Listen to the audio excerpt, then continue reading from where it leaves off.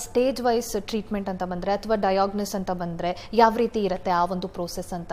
ಅಲ್ಲಿ ಸ್ಟೇಜಲ್ಲಿ ಡಿಟೆಕ್ಟ್ ಆಯಿತು ಅಂದರೆ ಡಯಾಗ್ನೋಸಿಸ್ ಹೇಗೆ ಮಾಡ್ತೀರಾ? ಕಾಮನ್ ಟೆಸ್ಟ್ಗಳು ಯಾವ್ದು ಇರುತ್ತೆ ಅಂತ doctor? Okay, again a wonderful question. ಏನಕ್ಕೆ ಅಂದರೆ ಸ್ಕ್ರೀನಿಂಗ್ ಮೊಡಾಲಿಟಿ ತುಂಬ ಇಂಪಾರ್ಟೆಂಟು.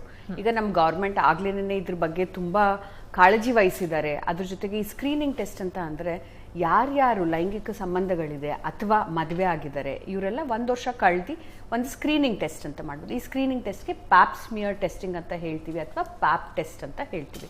ಇದು ಯಾವುದೇ ಗೈನಕಾಲಜಿಸ್ಟ್ ಒ ಪಿ ಡಿಲಿ ಹೋದರೆ ಇದು ಹೊರ್ಗಡೆ ಒ ಪಿ ಡಿಲೇ ಮಾಡೋ ಅಂಥ ಟೆಸ್ಟ್ಗಳಿದು.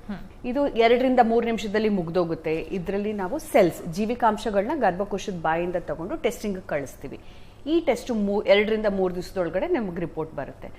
ಇದು ಯಾರ್ಯಾರು ನಾನು ಹೇಳಿದೆ ಸೆಕ್ಷುವಲ್ ಆಕ್ಟಿವಿಟಿ ಆಗಲೇ ಇದ್ದಾರೆ ಇವರೆಲ್ಲ ಇದನ್ನು ಮಾಡಿಸ್ಕೋಬೋದು.